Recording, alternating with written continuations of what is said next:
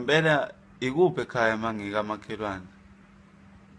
Ngoba ngizothi ngithi kamakhelwane kuthiwe nganamakhelwane ngikhona nje, noma iseduze kwamakhelwane kuthiwe mina ngihlala eduze kwamakhelwane.